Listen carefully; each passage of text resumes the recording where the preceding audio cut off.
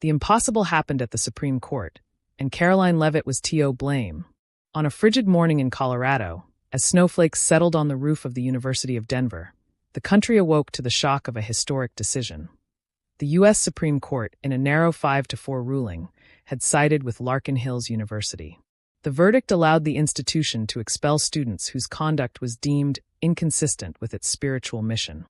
The ruling, quiet and technical in the eyes of legal insiders, exploded like gunpowder across social media, newsrooms, and classrooms. Among the first to react was an unlikely figure.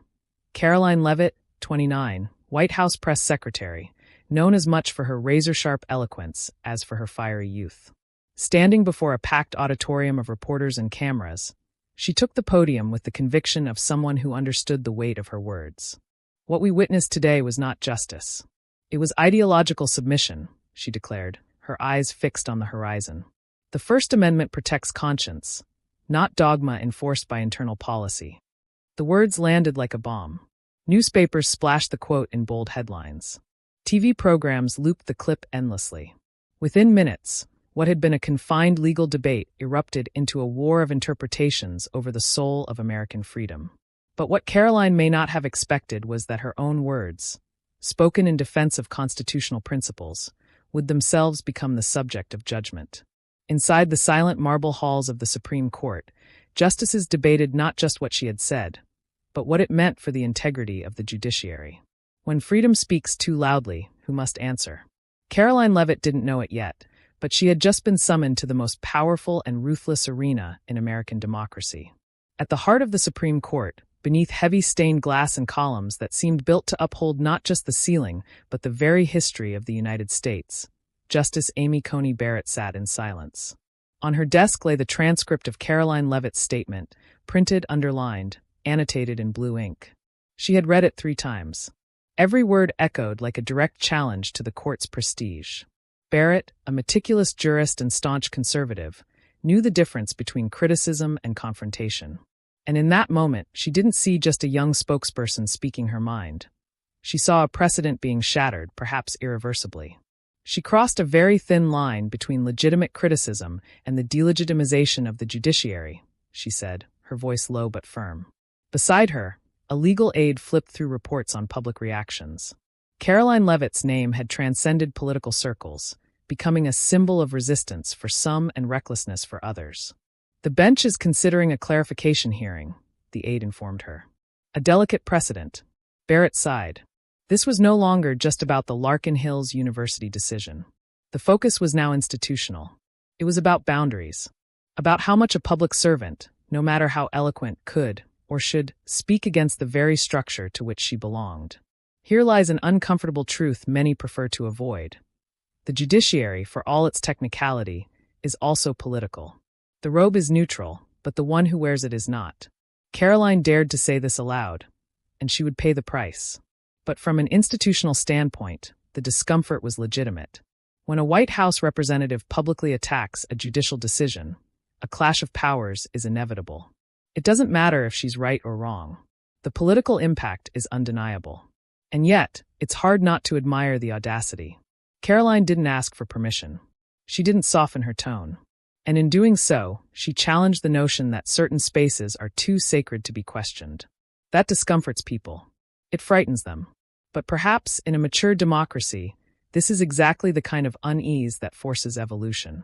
Barrett, aware of all this, stood and said simply, "Then we'll address it. Publicly." At the Colorado State Capitol, tension was palpable. Giant screens tuned to news channels broadcast in real time the cascading reactions to Caroline Levitt's remarks. The governor, standing before an oval table surrounded by advisors, watched CNN's special coverage. The anchor used phrases like institutional rupture, grave disrespect, and crisis between branches. Caroline's line, "The First Amendment protects conscience, not dogma," had already become a global trending topic. And now, new information was circulating. The Supreme Court was considering a formal summons for the press secretary to explain herself. Are they really demanding that the White House press secretary appear before the Supreme Court? The governor asked, incredulous. His tone wasn't disapproval. It was shock at the unprecedented nature of the situation. "Yes, sir," the legal advisor replied. Formally, it's a clarification hearing, but politically, it's an earthquake. The governor paced the room slowly, silent for a few seconds. Then he turned with gravity. Then she'll go. But she needs to know. She's stepping into the arena of the gods. This moment marked the turning point. It was no longer just a social media controversy or a theoretical debate over free speech. Caroline's summons by the Supreme Court ushered in a new level, that of an open institutional crisis between the executive and the judiciary. And more than that, it signaled how speech, today, had become the most powerful weapon in American politics. As lawyers scrambled to define the legal parameters of the hearing and strategists worked to control the public narrative, one question hung in the air. Was Caroline prepared for this kind of battle?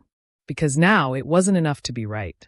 She would have to defend every word under the gaze of justices who never forget, and a nation that doesn't forgive missteps when democracy itself is the stage. The arena was set, and there would be no commercial breaks. The morning in Washington, D.C., dawned heavy, as if the air carried the gravity of what was to come. Outside the imposing facade of the U.S. Supreme Court, reporters jostled for position, cameras fought for the best angles, and protesters crowded opposite sides of the plaza. Signs like "Freedom without limits is chaos," and "The First Amendment does not kneel" reflected a divided nation. Inside the building, silence reigned, not for lack of tension, but out of respect for the symbolic weight of the place. Caroline Levitt entered the Supreme Court's main chamber with steady steps. She wore a dark, unadorned suit, as if to ensure nothing distracted from what mattered most, her voice. The 9 justices sat stern-faced in their seats. At the center, the Chief Justice opened the session. "Ms. Levitt, you are here to answer for public statements made against this court, particularly directed at Justice Barrett. Do you confirm?" Without hesitation, Caroline gave a slight nod. "I do. And I maintain, my words were not against this court, they were in defense of what it should protect." A subdued murmur rippled through the room, cut short by Amy Coney Barrett's calm but firm voice. When a federal official suggests this court has betrayed the Constitution, clarification is required. Caroline took a deep breath. "And I am prepared to provide it, with the same respect and the same candor." This was no interrogation. It was a duel, a clash between institutional formality and the audacity of speech that refused to be constrained by the liturgy of office. Caroline's presence in that hallowed chamber wasn't just rare, it was unsettling. She was not a defendant, yet neither was she merely a private citizen. She spoke for the executive branch, yet acted on personal conviction. And there, before justices who had shaped the nation's course, she stood ready to defend, with poise and resolve, every word she had uttered. The hearing had begun, but the true trial, of freedom, power, and discourse, was only just unfolding. The session unfolded like a choreographed duel. Arguments launched like arrows, silences louder than shouts. The Supreme Court, accustomed to technical petitions and dispassionate legal arguments, now faced an interlocutor who blended constitutionalism with moral conviction. Caroline Levitt, without aides or notes, spoke with disarming clarity. Justice Amy Coney Barrett opened the ideological clash. "The First Amendment is broad, Ms. Levitt. It doesn't merely govern what the state may censor. It also protects private institutions, like religious universities, in preserving their founding values." Caroline nodded respectfully but countered without flinching. "And since when does preserving values mean expelling students for personal convictions? Religious liberty cannot be a pretext for institutionalizing punishment against dissent." Across the bench, Justice Caldwell, less prominent but renowned for academic rigor, interjected. "Religions have a constitutional right to remain faithful to their principles. That includes the educational environments they foster." Caroline's reply was firm but measured. "And what of the students, Justice? Do they not also have a constitutional right not to be punished for expressing divergent views in an environment that, in theory, educates for pluralism? Religious freedom should shield faith, not weaponize it into a moral whip." For a moment, the chamber fell silent. The collision of two doctrines, ironically both rooted in the same constitutional text, was undeniable. It was the quintessential American dilemma. Where does one person's liberty end and another's begin? But something deeper was at stake. Caroline spoke not just as a public servant, but as a product of a generation wary of untouchable institutions. A generation that believes no power, no matter how sacrosanct, is beyond critique. This clash wouldn't be resolved by mere votes. It was philosophical, almost existential. And in that moment, more than laws or precedents, what echoed through the chamber was the sound of democracy testing its own limits, with courage, tension, and above all, words. The room's atmosphere had shifted. This was no longer a formal hearing. It was a collision of worlds. Caroline Levitt, her expression unreadable, knew the moment of rupture had arrived. It was now or never. The tension peaked as Amy Coney Barrett leaned forward slightly, breaching the symbolic distance of the bench. "Are you suggesting this court has legitimized intolerance?" Barrett asked, with the meticulous chill of one who crafts questions to dismantle certainties. Caroline didn't hesitate. "I am stating that by endorsing punishment for dissent, the court has failed the spirit of the First Amendment." The text was honored. The principle was betrayed. The words landed heavily. Murmurs and sharp glances filled the room. Another justice, more conservative, interjected harshly. "And when does criticism become contempt? Where do you draw that line?" Caroline met his gaze with serene defiance. "When it's motivated by vengeance. When it seeks to humiliate. Mine was motivated by conscience, by duty to truth, not disdain for this court's authority." Absolute silence followed. For the first time since the hearing began, no justice immediately responded. It was as if they all needed a moment to process that subtle, yet brutally potent, distinction between critique and attack. Barrett broke the silence. "So, before this nation, you stand by every word?" Caroline scanned the room. The eyes of justices, journalists, citizens, and opponents locked onto hers. She drew a breath.